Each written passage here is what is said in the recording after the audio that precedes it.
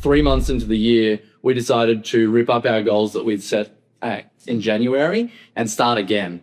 So we really had to think quite hard and long about how we could reassess our goals to still achieve them this year, but in 25% less time allotment for it.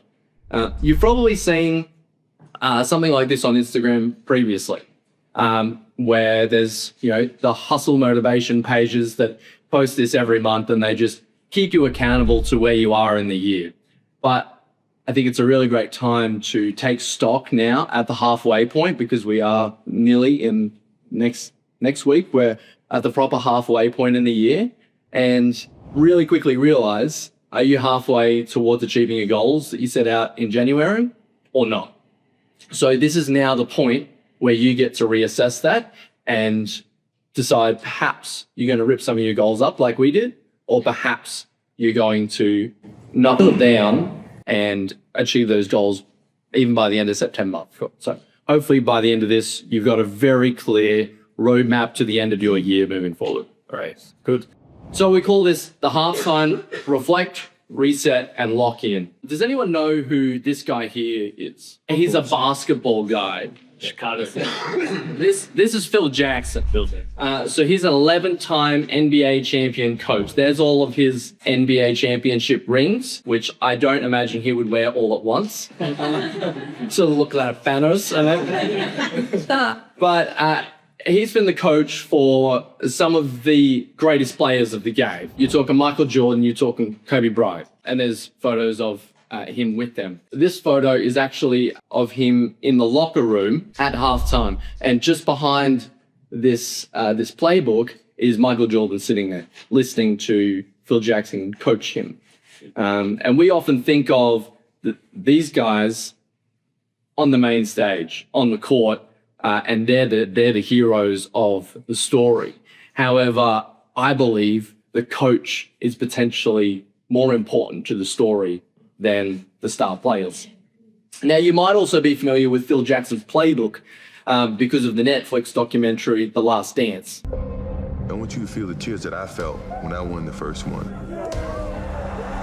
And there's two things that Phil Jackson did really well with his coaching that we're going to take into our session today.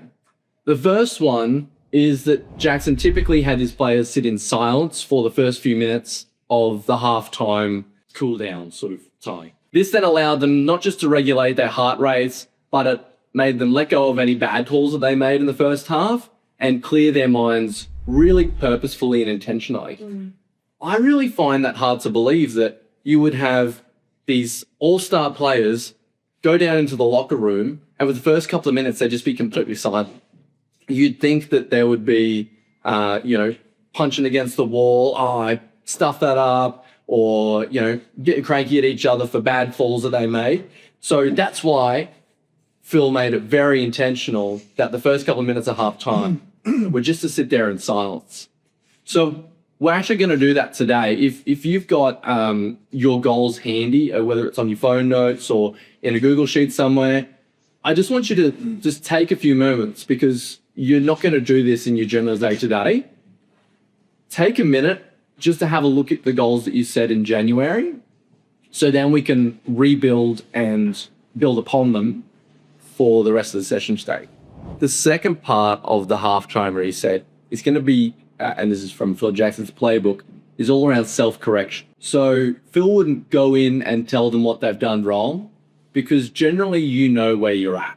And I think we're fortunate enough to be in a room where we've all got a really high level of self-awareness around each other and around ourselves, where rather than us coming in and micromanaging and having to sit down with each and every one of you, or Doug or your leader or manager, having to sit down and micromanage every single one of your goals with you, we'd like to empower you to self-organize and figure out the solutions amongst yourselves. Phil often asked very pointed questions to get his players to evaluate their own performance, instead of sitting down and replaying certain plays that they did wrong and go, right, that's the point where it went wrong. You would ask them, where do you think it went off? So first thing that I want to ask you is, what was the goal? And what did that mean to January you? Because there may be a chance that June you is a very different person to January you. And that's okay. We're allowed to grow or encouraged to grow. But you need to consider that maybe the goals that I set in January weren't suited to the person that I was becoming. They were for the person that I was. So what was that goal? Ask yourself exactly that, but also what was the meaning behind that goal and what was the significance of that goal in your life? The next question is, what helped or hurt my progress? There are more than likely going to be things that you're behind, but there are also just as many chances that you're ahead on some things. What are you ahead on and why? And what are you behind on and why? Because there's probably a couple of key moments that you can put down your year's success to if you're looking back on it at this point in time. And the last question is it still the right goal? Like I said, January you is likely going to be a different person to June you, and that's okay. Sometimes you need to let go of goals, and that's okay. But I find often we get so attached to the goals that we set in January because we know we're going to sit down in December and look at that same list. And we either need to decide, are we going to be emotional about that in December?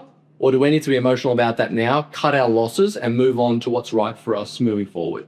And I often find when we're coaching and managing people in our teams, that sometimes you just need to give someone permission to let go of a goal because you're attached to it. You're too close to it. You've got a vice, whereas your coach doesn't. So if you pair up a goal, full permission granted. You've got the green light. If you need to backspace in your Google sheet, you can do that right now. And we don't need to speak of it ever again. As long as you replace it with something that's even better and going to make the rest of your year rock and roll. I just want to reinforce that this is your halftime moment and this is the time that you need to take to reset your plan. Now, I couldn't find any published numbers for every Phil Jackson halftime comeback, but we know that some of his biggest wins and some of his championship winning wins came from being behind at the break. So there was the 2002 Western Conference Finals, Game 4, Lakers versus Kings. Phil Jackson's Lakers overcame a 24-point halftime deficit and won 100-99. 1 point difference. Pretty cool. In 2010, in the NBA Finals Game 7, Lakers trailed Boston 40-34 at halftime and came back to win 83-79, giving Jackson his 11th championship ring as coach. So this playbook works as a halftime reset point. Phil Jackson knows what it's like to come back from halftime. This stuff works. It's just if you want to choose to apply it to yourself. Cool? Now I get to hand over to Nicole for a bit of gritty stuff. And I get to help you look forward into what do those next goals look like for 6 months. So if we had reflected or we thought maybe some of those don't fit where we are now, what does it look like moving forward? This is like one of the biggest things that I have been thinking about since the start of the year. And it's this concept of resisting normal or resisting the equilibrium. We will always be pulled back to average or be pulled back to what your normal standards or your normal life is. That's a concept that is also from Jeff Bezos. He spoke about it in his Amazon shareholders meeting. I think it was his final shareholders meeting that he wrote specifically. So it was his last message to his company. This is what he wanted to leave as the legacy, as to resist this equilibrium. Because we all start January with the desire to be greater than where we were. I think everyone has this desire as humans to grow and be greater. We all set our goals of New Year's resolutions, and sometimes we do make progress towards that. And after that initial incline to progress, most people settle there. They get a little bit comfortable because I've seen some progress, whether it was I've saved some money, I'm halfway on that investment goal, I've lost some weight, it's getting a little bit boring now. And there is that point then that there is that pullback towards average. And then you have a decision. You have a decision to either refuse to set you standards, new goals, or you can succeed to that comfort and decline backwards. It's really scary though when we decide to settle. It's like that's when that good enough just becomes acceptable. It's safe, like it feels safe and it looks good from the outside, but inwardly it's actually really dangerous. I think the most dangerous part about it is it's like this invisible decline backwards and you almost can't see it until it's too late. It's like when I obviously do a lot of weight loss goal setting with people, it's not just like 1 month they realize they gained 1 kilo and they should do something about it. It's typically 1 to 2 years later when they've gained 10 to 20 kilos that someone decides to do something about it. But that's not just in an area of our life which is so obvious. That's in nearly every area of our life, that we don't realize we have a money problem or a drinking problem until it's too late because of this dangerous comfort where we accept just good enough. The thing is that stability isn't guaranteed. Like our success here in our organization, the success of our church isn't guaranteed. Your growth also isn't guaranteed, and your results aren't guaranteed. And that's what I like to start my goal setting from, is that nothing is guaranteed to me. Nothing is assured to me. So how do we then create our goals in a way that does move us forward? First up, all we do is brainstorm. This is not to define anything. Just because you write an idea down doesn't mean you're setting it as a goal. This is just to brainstorm in our 4 areas of our life: lifestyle, career, health, and finances. What are some ideas of things I'd like to achieve before the end of the year? So you probably have some already coming to mind to each category. I want to push you to write the ones that immediately come to mind, but also write down the ones that are sitting just below the surface or you have to think about a little bit harder. And we are not at this point locking any goals in or choosing any priorities. This is just an open brainstorm. So in your lifestyle section, I want you to think about your relationships, your friendships, hobbies, like holidays you might want to go on, all the really like lifestyle enjoyment outside of work kind of things that you would like to do before the end of the year. It could be like a holiday or a weekend away or somewhere that you've been going to go, like Australia Zoo or somewhere like that you would want to go. Career, these are all going to be the work ones here for Highlands. So KPIs, targets, skill acquisition, courses, projects, promotions, things like that. Health goals, so that's in the full encompassing of everything with our health. So physical, mental, spiritual, self-care, gym, and our financial goal. So around saving, budgeting, income goals, assets, debt reduction, wealth, generosity as well. This is where we're going to start looking at our brainstorm list, and we're going to start deciding what are those highest priorities for the next 6 months. Before the end of the year, work from that brainstorm list, which are the 3 to 5 that I want to go after, because the tale of the person that tries to chase 2 rabbits catches none.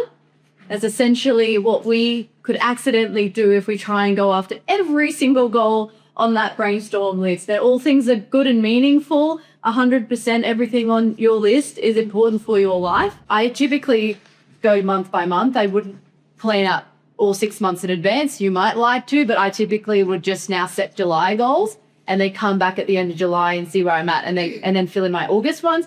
And we did a booklet that was very similar to this for the gym team. I did it for the gym members, and it's in my bag every day. And me and the gym team, we get it out. We'll literally do this in 2 weeks' time. Probably consider a similar presentation because of your goals reset is great to do. But we will literally get out the booklet that we started with at the start of the year, and we keep filling in the next quarter and the next month after that. This is something that we did with my team. We called it the year of 400. We were at a point, it must have been 2024. It was August 2024. We wanted to take the gym from 200 to 400 members in 12 months. So literally doubling the gym. And already, it's not like you're doubling the gym from 50 or 20. You're doubling it from already 200 to 400. So this was a substantial goal. This is a substantial mission that we were embarking on. But we set a really great reward for the team at the end of it, which allowed them to be all aligned on the one focus, and that was our trip to Hamilton Island. So we took them for the October long weekend last year. We took them to Hamilton Island for the long weekend, and we had an incredible time. We relaxed, we did the go-karts, we did the pool, went on the boat, and it was just the most beautiful time. But it was because we had this very clear project and reward. And projects are different. They're meant to stretch you. They're meant to expose you. They're meant to show you what you're truly capable of. And like a project without a reward is just hard work, but also a reward without a project is just a treat. So we want to make this stretch you. We want to make your project bigger than what you believe is possible. So this is probably what you've already set, is what you believe is in your capabilities. You've probably done the whole logical planning out of, if this is my 6-month goal and my 6-month goal is smart, it's achievable, it's timely, that's what I need to do in 3 months, is what I do in a month. Now we're going to stretch you, and we want to think about a project and a reward to take you to the next level. So there is a bunch of different ideas you could do this with. We first want to create a name for that project. So we do want to call it like Project 20 kg weight loss, Project 100 workouts. Obviously, I've got a few gym ones in here. That's my brain is when I did this in the members. But it could also be like Project 52 date nights. You don't have 52 weeks left in the year, so it might be like 26 or something like that. Project First Home, Project Debt Free, Project 20k savings, Project 365 walk streak. So Project Zero Alcohol. So you've got a Project First Marathon happening in 2 weeks' time. Yeah. Project wildly underprepared. So we want to think about a name. So that's the first part is a name. And then we obviously want to set a timeline. Like we're going to aim end of the year, Christmas, end of term tour for this project, but your projects don't necessarily have to be 6 months. You could also create projects that are 1 year, 2 years long. But for this project specifically, we're going to make it something that'll stretch us by the end of the year. And then we want to pick a reward. We want to make it meaningful. Something that you're not going to do or give yourself anyway. Like, again, is not just a treat. We want to make it something that, and this might help you with your lifestyle goal. Maybe you can attach a lifestyle goal to your work goals. So you want to think of something that's enjoyable for you. These are some random ChatGPT ones that I said, ChatGPT give me some ideas of special rewards. So some of them are not going to mean much to you. But there is going to be something that you've probably been like, hey, I've really been wanting to get myself that, or give that to my family for a holiday or something like that. I'm sure there's something that you have been thinking about that's coming up, and attach it to a project. We actually want to think about 1 or 2 projects and rewards. We want to name it. The timeline is the end of the year, and we want to attach a reward to it. And we are going to get some people to share their projects and rewards, because this is part of accountability, the secret sauce to making sure you get it done, is you need some accountability when you set something like this. So when we did our year of 400, we obviously had the team accountability to each other. It wasn't something that we broadcast on social media until after we had achieved it. So that social media can be another one that you could use for accountability, like a scorecard or an app tracking app, which can be great for rhythms, as apps that you tick it off every day and you get streaks, like making sure checking with a coach or a mentor at some type of visible scorecard or an accountability partner, or a consequence can be really great kind of accountability as well. To close out, I just want to ask you one more question. What is the one thing in the next 48 hours that you're going to do to move those goals forward? And that's us. Oh well. Thank you very much.